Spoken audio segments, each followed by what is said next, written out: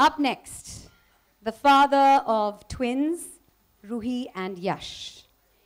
He is a director of blockbusters, he's a producer of hits, he's a quizzer of stars, he's the launcher of careers, and he's the entertainer of millions. He is one of India's most prolific representatives of one of its most prolific industries, the Indian film industry. He is, I'm sure, a great father, but I know he's a fantastic son. Ladies and gentlemen, I give you Karan Johar.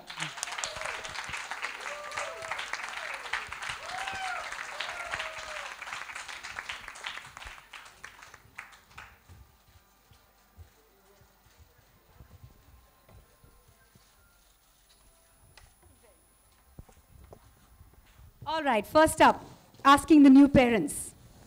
How is parenthood? How has it been so far? How are you coping? I think Mira has a heads up, so she should answer it All first. right. You go first. I'm thoroughly enjoying this new phase of my life, and I think parenthood is extremely fulfilling, and I think all of us on this platform can agree with that. And I'm extremely excited to be sharing this space with all of you here, and I look forward to it. Parenthood. It's everything that everyone said. It's daunting, it's exhilarating, it's shocking in my case. Karan as is well. more practiced at this speech, so you have to excuse me. Yeah, no, it's just everything that I thought it would be, and yet everything that not. Like I still look at them and can't believe they're mine. And I'm just blessed every morning, literally by their presence. You know, I tell you this, and I feel this every single day. I look back at my life and I look at my son and I keep saying to myself, this is the best thing I've ever done. Yeah. I really feel that, and that's, I think, what parenthood does to parents. You know, becoming a parent. I always say that they're the finest dharma productions, Yes. literally. Yes, indeed. And otherwise. And I think having one and extending your family only makes you more whole. Yes, so I it think does. kids are the greatest gift. So what kind of relationship have you had with food when you were younger, and what do you expect, or how do you want to carry that forward for your children, or what kind of relationship do you want them to have with food? Well, when I was young, food was my sibling, because with the lack of one or the lack of any other options available to me, I decided to befriend food, and all I did was consume that friendship in excess, and as a result I grew into a very large human being, and all I did was think and eat and breathe food, and it became like so difficult that there was no therapy at that time, but I know that I was definitely a candidate for therapy to get over my incessant food eating habits. So when did you become objective, and when did you cut those ties with that sibling? And when did you have a healthier relationship? Well, when I did you think start that having a healthier my relationship has been through so many ups and downs with food. Like there's always stress in that zone. It's never really left me, which is why I think books like this and people like Pooja and forces like nutrition are so critical, that at a young stage you don't get, and you know, they're kids, they should have fun as well. They should enjoy what's great about food. But I think there are so many indulgences that we tend to kind of get into that I think that can be completely avoided. You know, what you don't expose them to, they're not going to like love. In my case, I was half Punjabi and half Sindhi, so food was a very big part of our daily life. And if it wasn't on the table, it was on a discussion zone. So we either talked about it or we ate it. You know, that's what we did. And I think food should not be given that kind of importance that we tend to in our country. You know, everything is like, at lunch we discuss what we're going to have for tea, at tea we're going to discuss what we're having for dinner, and then you sleep with thoughts of breakfast. So it's really kind of like goes into a loop of sorts. And I don't want my children to kind of go through those issues that I did. How are you going to play this differently? How are you going to make sure that at lunch you're not going to be talking about tea or dinner? Because now there is so much else to talk about. There is so much else to say. Also because with me you get two for the price of one. So I'm playing mother and father in this dynamic. So I have a double role to play of sorts. So for me it's even more daunting and even more like, and I realized that I am not I haven't realized. I've told myself that I'm not going to be a hysterical hyper parent because I see so many of them around me, and especially leading actresses who become mothers. I think something happens to them. You know, they become like from leading actress to paranoid parent, and I feel like I don't want to be that. When I see young mothers like Mira, it's refreshing, and I'm glad I have them. Like they make me feel younger because I feel like I have a 23-year-old to call for parental advice, and I feel that's amazing. And Mira and I have chatted a lot, and I'm glad that she's going to be, and I told her already, we've planned the best friendships of our children. Like my daughter and her daughter are going to be best friends. We'll keep the options open with the son.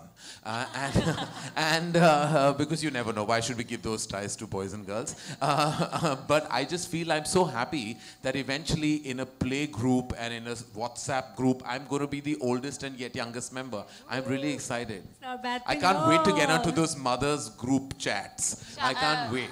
Karan has opened Dharma Elementary now. Yeah, I'm all set with a little playroom in my office because that's how I'm going to be able to spend quality time with them as well. Lovely. What are your thoughts on nutrition, and what are the kind of challenges you faced nutrition-wise as a new mother? I think for me, the biggest challenge was feeding Misha right from when I gave birth to her. Because like Pooja said in her book, for the first few months of a baby's life, you are the menu. You have to be so careful when you're feeding your child. How yummy is she? Anyway. You have to be so careful when you're feeding your child. Everything that goes into your mouth goes into your baby's stomach. And it's extremely, it's something that's, you have so much responsibility on your plate, literally. There were so many things that I wanted to have, but I couldn't because I didn't want Misha to be crying with stomach pain. And at the same time, I wanted to have enough nutrition so that I can give that on to her without depleting myself. Because everything that you feed your child eventually goes from you. So I had to nourish myself so I could nourish her. And that was the biggest challenge for me. And I actually came to Pooja once I was almost weaning Misha off, and most of our discussions halfway through went to, okay, what should I feed her? What can I give her? Because, I mean, we started our diet and, you know, that... Figured yourself out. That was simple because then I didn't have to think so much and I didn't have this big responsibility. And she would say, you know, you can start it like this, baby-led weaning, this, that. You know, the advice is unending. But the best part was that her advice was so simple and easy to put to use that it wasn't that stressful. Pooja, when is the right time to start inculcating the correct food habits in children? And you know, you're the mom of 2 girls.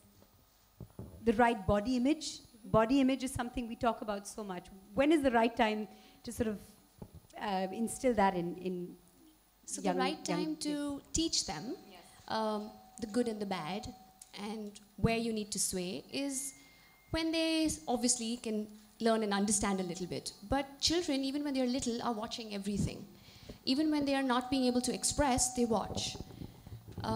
Like I've mentioned in the book, my younger one was just 2, was mumbling a few words and could get through whatever she wanted to tell us. And when she noticed that when Mama ate her food, a little plate of salad always came along. And when she ate, that didn't come.